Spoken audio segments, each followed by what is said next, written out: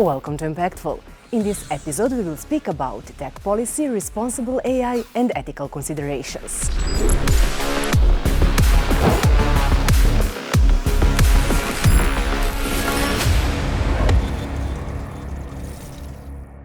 Our guest is Theodora Skeadas, responsible AI and tech policy advisor. Thank you for being our guest. Thank you so much for having me. It's a pleasure to be here with you.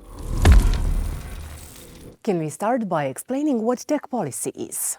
Technology policy as a broad category encompasses a whole range of different spaces that result from our use of technology. Now, primarily, this has referred to social media companies like Twitter and Facebook/Instagram under the Meta umbrella, and YouTube under the Google umbrella, and then TikTok and others. But it has expanded to include gaming companies, social dating apps, and of course now artificial intelligence as well. So it really is a very broad range of organizations.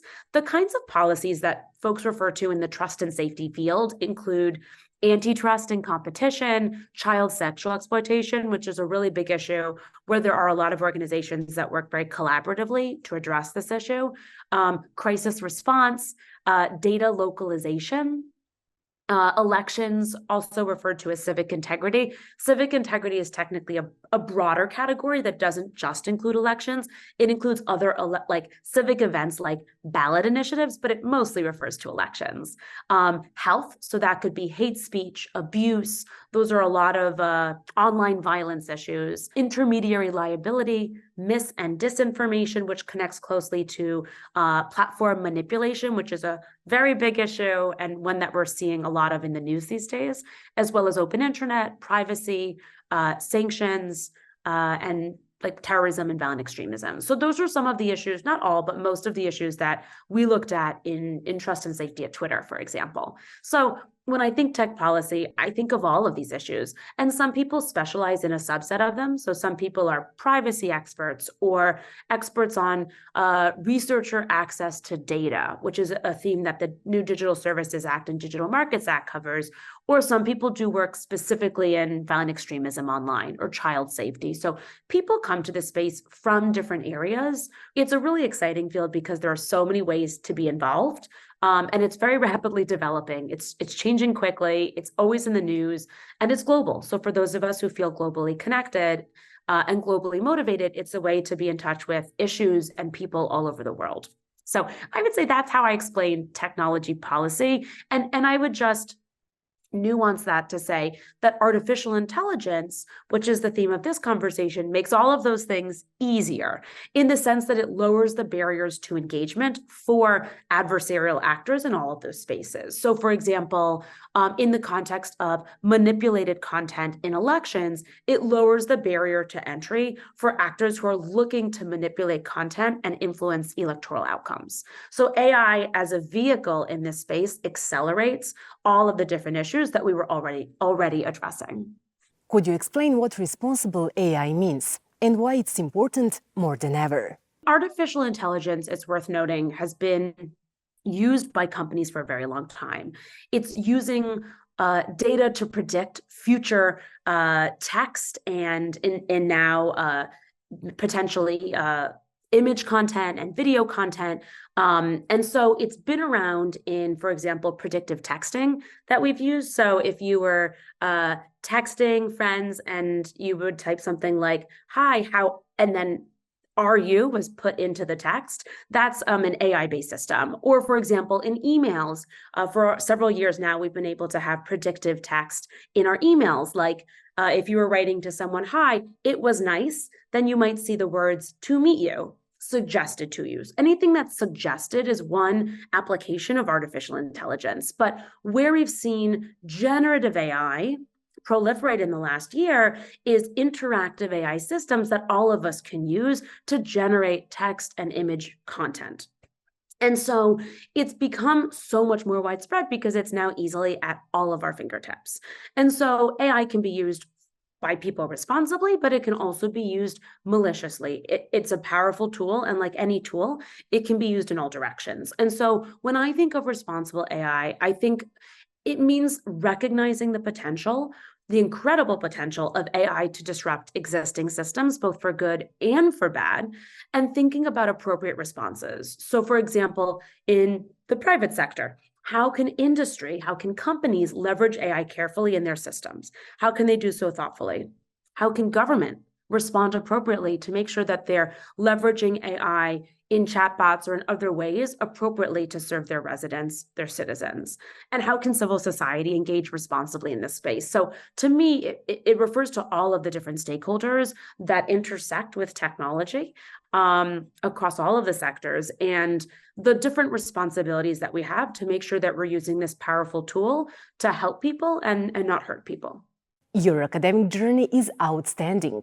How have your studies shaped your perspective on the ethical considerations in AI?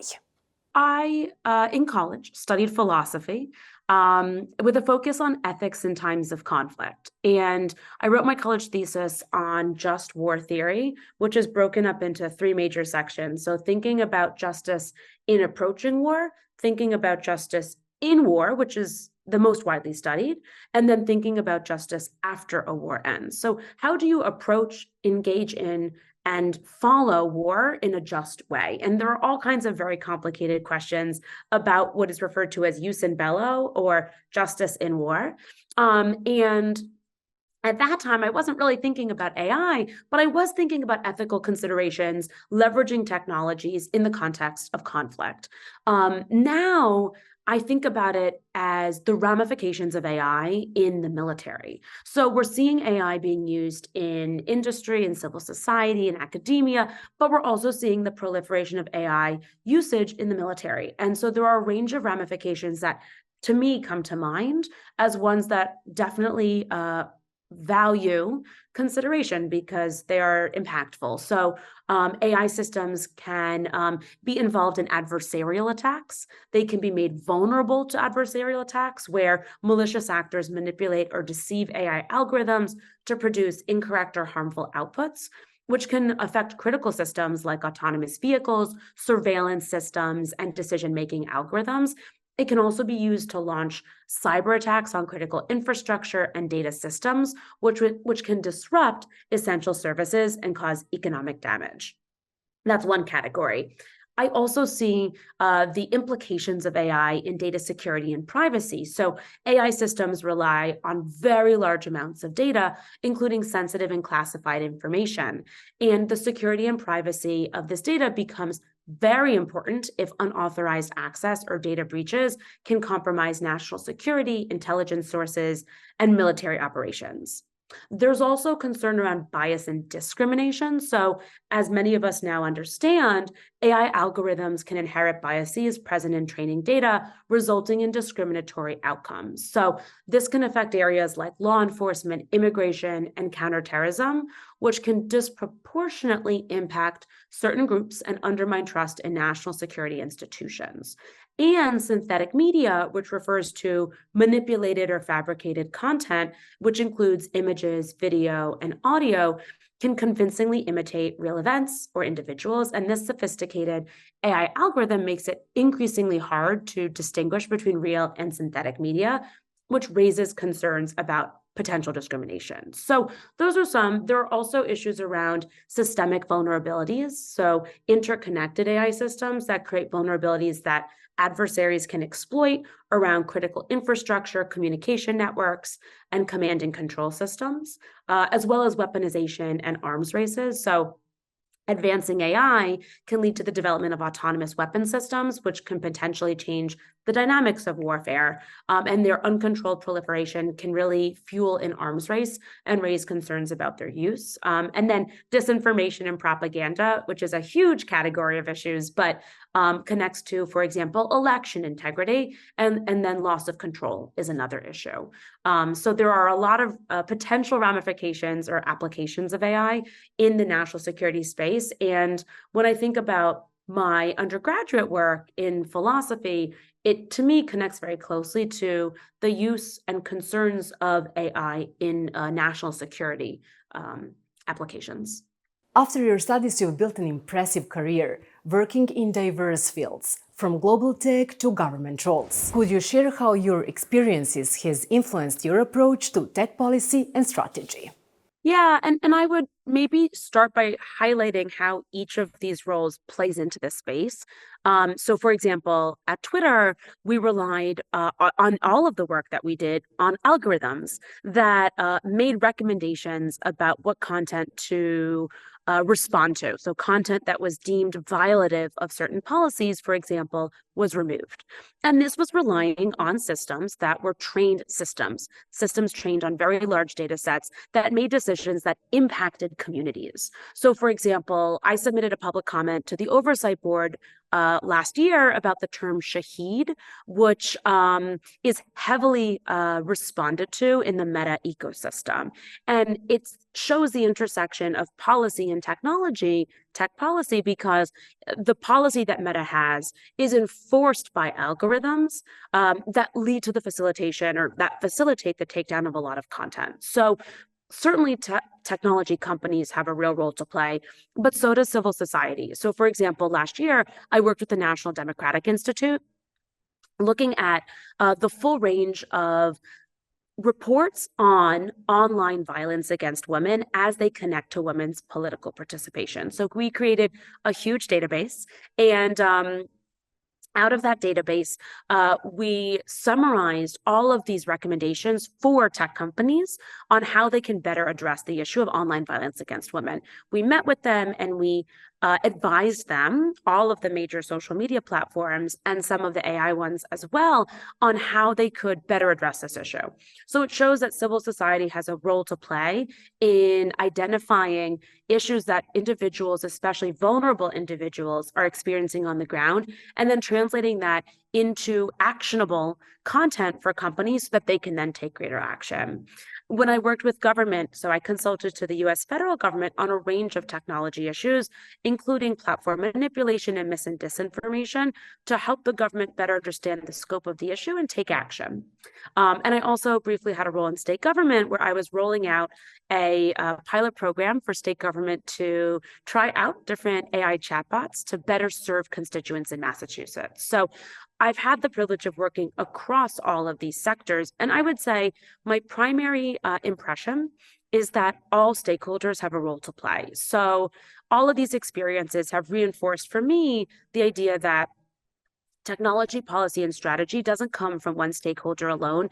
It requires all of the stakeholders. Reflecting on your achievements, which ones are the most important to you? Yeah, thank you for that question. So I would say one interesting project that stands out to me, and it connects to the previous question, which was how my insights across different sectors have shaped my approach to technology policy and strategy, was a project that I supported at Twitter called the Twitter Moderation Research Consortium. So this was an initiative that looked to share data on state-backed information operations with independent researchers.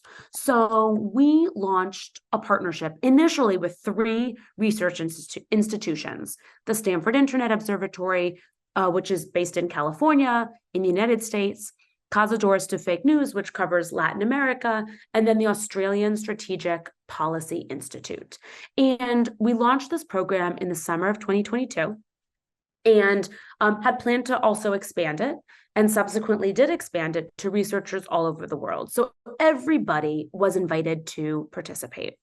And we shared this data, so special data that we wouldn't necessarily have shared in the same way with other institutions, with these individuals and these institutions, so that we could better understand the scope and the nature of government-backed manipulation campaigns. And so we worked with the Stanford Internet Observatory on a piece that they ultimately published that talked about influence operation campaigns that actually promoted U.S. interests abroad. So the work was not able to be directly attributed, but it was widely attributed to the U.S. government. And And the New York Times covered the piece that was published called Unheard Voice. And after the New York Times published the piece, it was called Facebook, Twitter, and Others Remove Pro-US Influence Campaign. It was noted because it was the first time that an influence operation promoting US interests abroad had been discovered and taken down from social media platforms. As a result, the Pentagon ordered a review of its overseas social media campaigns. And so what I think is really special about this initiative is it shows the collaboration between sectors. So Twitter, a for-profit company, engaged in data sharing with independent researchers at an academic institution who published the work, and a journalistic entity, the New York Times, covered it and ultimately resulted in a policy change and a review of operations at the US federal government level in the Pentagon. And so you can see how all of these stakeholders are really intersecting in ways that are quite pivotal, and that none of this work could have happened without the others contributing. So I think it's a cool project because it shows how much you need every stakeholder to be active and contributing. More recently, I have been working with a nonprofit called the Partnership on AI, and we put together an AI policy forum in London in October, where we brought together global policymakers across all sectors to talk about some of the really big technology issues affecting AI. So we talked about issues around AI governance and safe model deployment, AI safety policy, and others. And we also put together a policy forum. So I really enjoy working at the intersection of different sectors, and the roles and experiences that I've had that are really at the intersection of sectors and communities are the ones that are most meaningful to me. Can we discuss a specific initiative or project you're currently working on that shows how the state is integrating AI? Yeah, so earlier in the fall, I was working for a state government agency, the Executive Office of Technology Services and Security in Massachusetts, where I was working with the team to identify possible use cases for AI in state government agencies.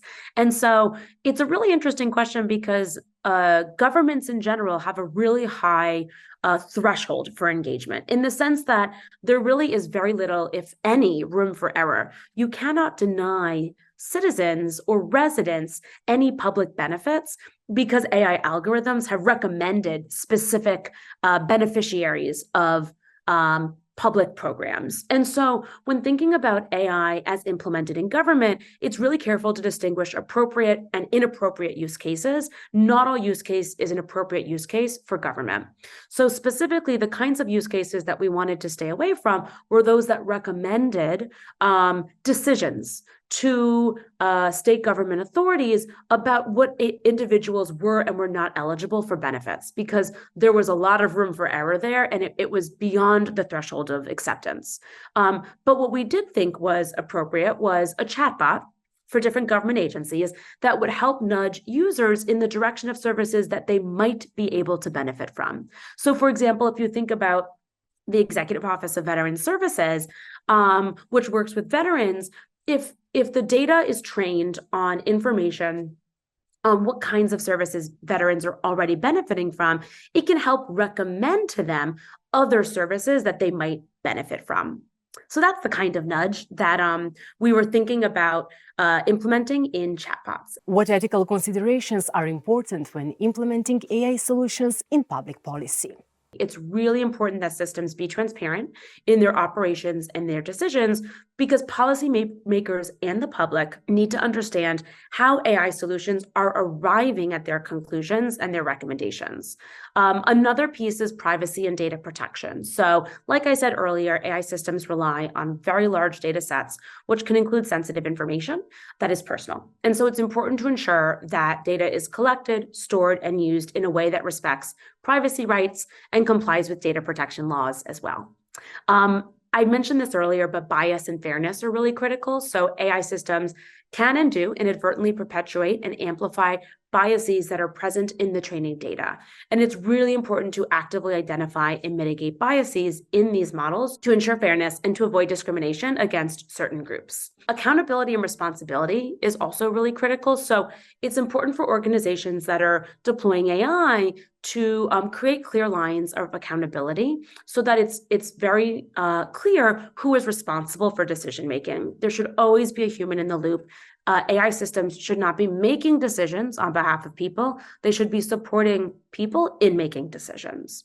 It's also important to include the public in this development because we want to ensure that a diverse range of stakeholders have their voices represented, since they're all affected by AI systems. And sometimes those of us who are most vulnerable are in many ways most affected, but least empowered to address outcomes.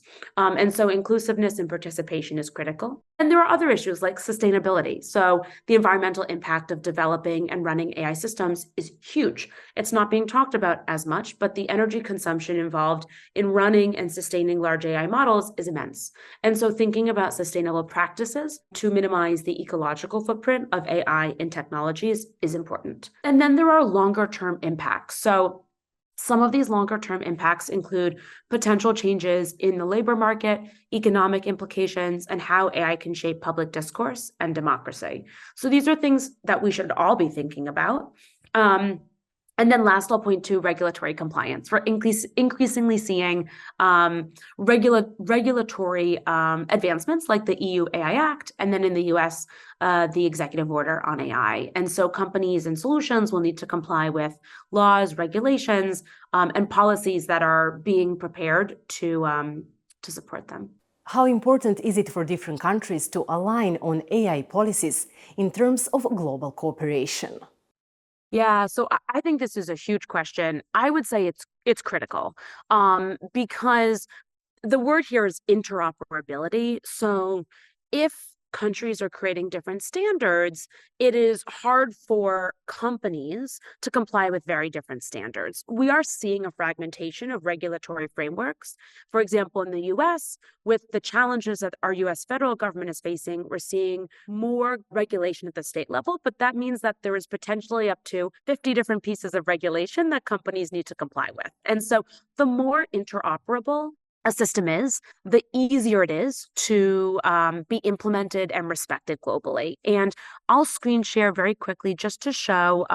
So in October, Partnership on AI had a policy forum in London.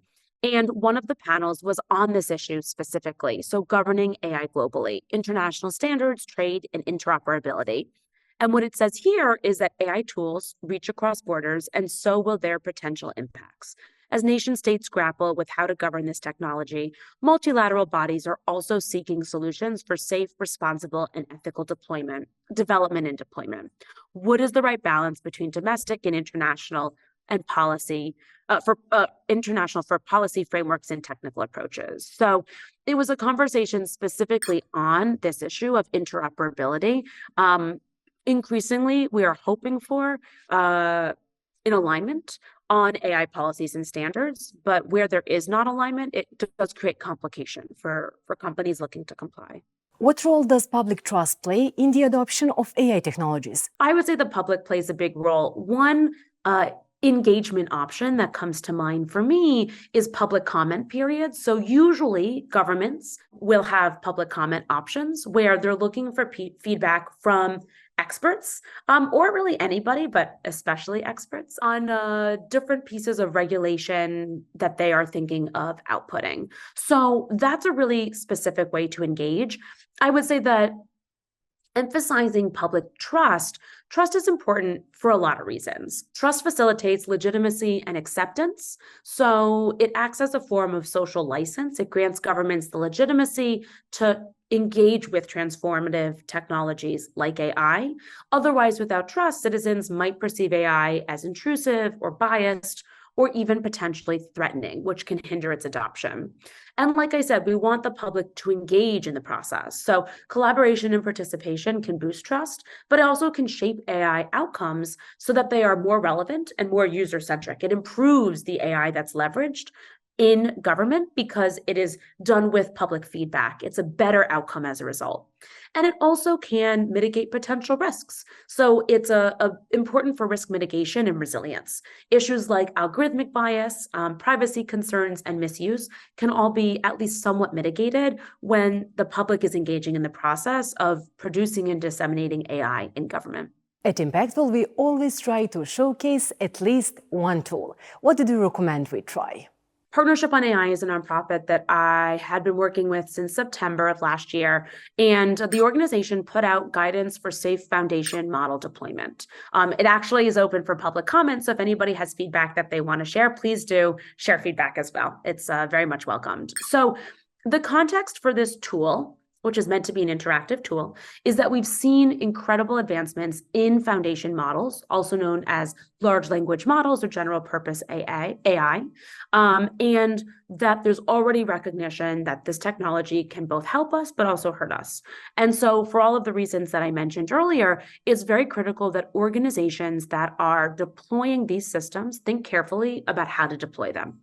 So this is meant to be an interactive tool that generates custom guidance. So as you can see, there are a few steps here, and then it outputs guidance based on the inputs that you provided. So first, you choose your foundation model. You have 3 separate options: specialized, narrow purpose, advanced, narrow, and general purpose, and then paradigm shifting or frontier.